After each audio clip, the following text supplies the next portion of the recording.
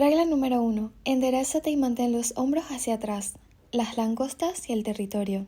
Si eres como casi todo el mundo, seguro que no sueles pensar en las langostas, a menos que te estés comiendo una. Sin embargo, estos interesantes y deliciosos crustáceos merecen toda nuestra atención. Sus sistemas nerviosos resultan comparativamente simples, con neuronas, las células mágicas del cerebro, grandes y fácilmente observables. Es por eso que la ciencia ha conseguido trazar con exactitud el mapa de sus circuitos neuronales, lo que ha servido para comprender la estructura y la función del cerebro y el comportamiento de animales más complejos, incluido el ser humano. En efecto, las langostas tienen mucho más en común contigo de lo que piensas, sobre todo cuando te enfadas y tu cara está tan roja como una de ellas después de cocerla. Las langostas viven en el fondo marino. Necesitan contar con una base propia allí, un espacio en el que cazan sus presas y rastrean cualquier resto comestible que haya podido caer como consecuencia del continuo frenesí de masacres que tienen lugar más arriba. Quieren un sitio seguro donde la caza y la cosecha sean buenas. Un hogar.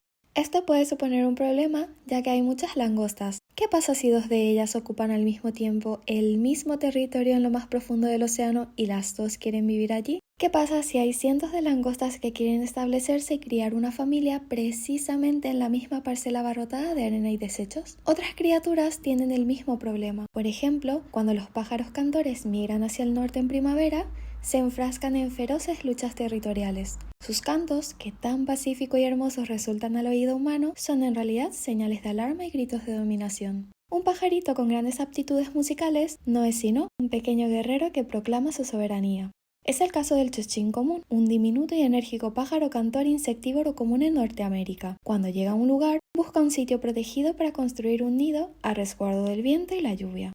Quiere poder encontrar comida en las cercanías y que el emplazamiento resulte atractivo a sus posibles parejas. Y también quiere convencer a otros pájaros que quieran competir por ese espacio de que es mejor que no se acerquen. Los pájaros y el territorio. Cuando tenía 10 años, mi padre y yo construimos una casita para una familia de chochines. Parecía un viejo vagón de caravanas y tenía una entrada frontal del tamaño de una moneda, lo que hacía de ella una buena casa para los chochines, que son diminutos, pero no tan buena para otro tipo de pájaros que no podrían entrar. Mi vecina, una anciana, también tenía una casa para pájaros, que la habíamos construido justo por aquel entonces con una vieja bota de goma. Esta otra tenía una entrada lo suficientemente amplia como para que entrara un pájaro del tamaño de un pelirrojo, y la señora esperaba con impaciencia el día en el que estuviera habitada. Un chochín no tardó en descubrir nuestra casita y se instaló. A lo largo de las primeras semanas de la primavera, podíamos escucharlo trinar de forma sostenida, repitiendo su canto una y otra vez. Sin embargo, después de haber construido su nido en la caravana cubierta, el pequeño inquilino empezó a llevar trozos de ramas a la boca de nuestra vecina y consiguió llenarla de tal forma que ningún otro pájaro grande o pequeño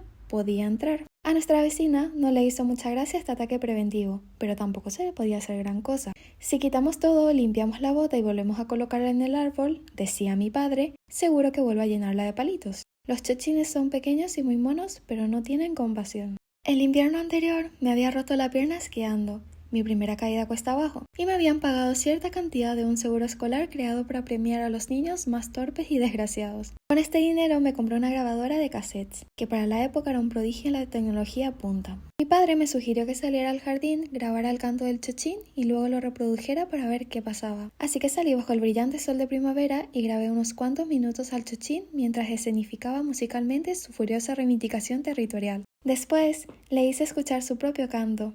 Entonces ese pajarito, que es como la tercera parte de un gorrión, se lanzó en picado sobre mí y mi cassette, abalanzándose una y otra vez a escasos milímetros del altavoz. Fue algo que veríamos muy a menudo incluso sin la grabadora. Si un pájaro más grande se atrevía a posarse y descansar en cualquiera de los árboles que quedaban cerca de la casita, muy probablemente acabaría desalojado por un pequeño kamikaze.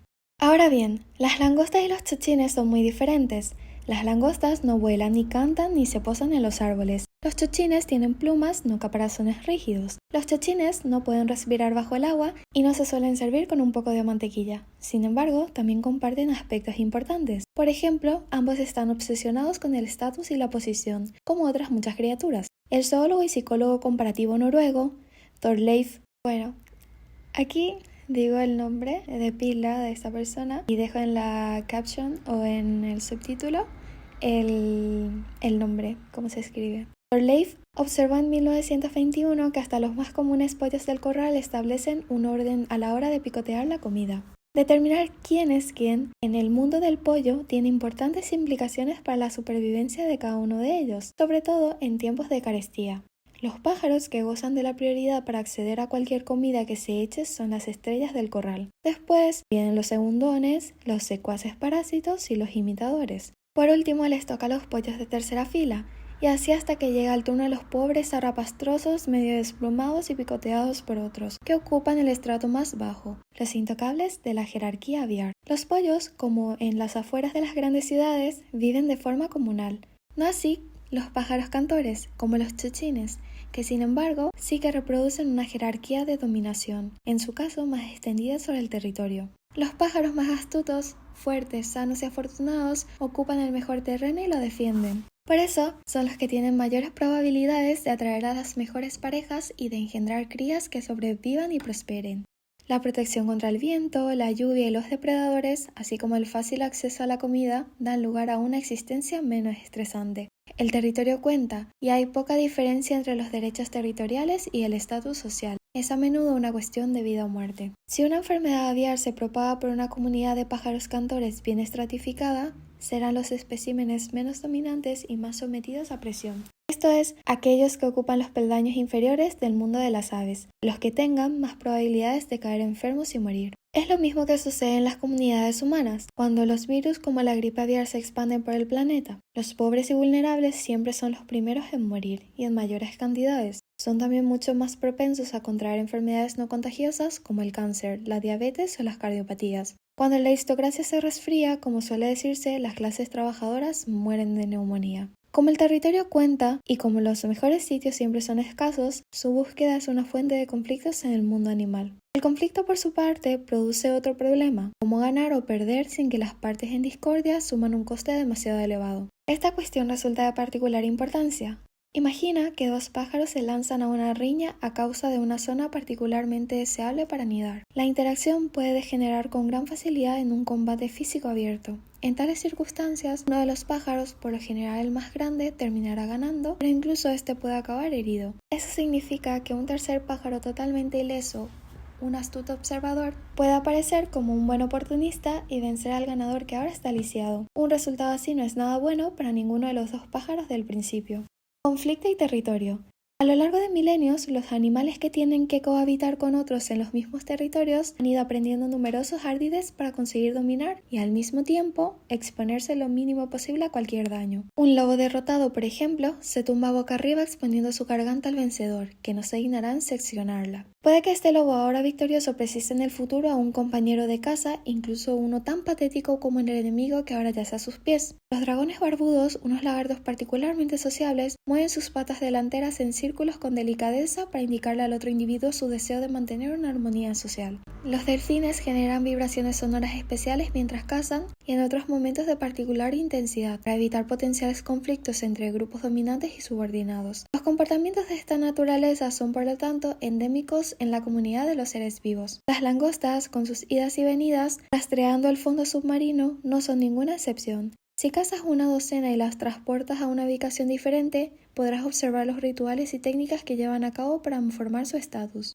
Cada langosta empezará por explorar el nuevo territorio, en parte para ir tomando nota de sus detalles y en parte para encontrar un buen refugio. Las langostas tienen una gran capacidad para asimilar información sobre los lugares donde viven y recordarla. Si asustas a una cuando está cerca de su nido, volverá en un santiamén para esconderse. Sin embargo, si haces lo mismo cuando se encuentra a cierta distancia, saldrá inmediatamente disparada al refugio más cercano, que previamente habrá identificado y que recordará a la perfección. Una langosta necesita contar con un escondite seguro para descansar, lejos de los depredadores y las fuerzas de la naturaleza. Por añadidura, las langostas mudan de caparazón cuando crecen, lo que significa que durante determinados periodos de tiempo son blandas y vulnerables. Una madriguera debajo de una roca es un buen hogar para una langosta, sobre todo si a su alrededor se encuentran conchas y otros detritus que puedan arrastrarse para cubrir la entrada una vez que el crustáceo se ha puesto cómodo en el interior. No obstante, puede que solo haya un número muy restringido de refugios o escondites de primera clase en cada nuevo territorio. Son escasos y valiosos, así que las restantes langostas siguen explorando en su búsqueda. De modo que es bastante frecuente que una langosta tope con otra cuando está explorando y, como han demostrado algunos investigadores, entrenadores, incluso un ejemplar criado en aislamiento sabe qué hacer cuando esta situación se presenta. Lo cierto es que el crustáceo cuenta en su sistema nervioso con complejas conductas de defensa y agresión. Empieza a moverse en círculos como un boxeador, abriendo y cerrando sus pinzas, dando pasos hacia adelante, hacia atrás, hacia los lados, que reproducen los de su oponente mientras agita una y otra vez las pinzas abiertas.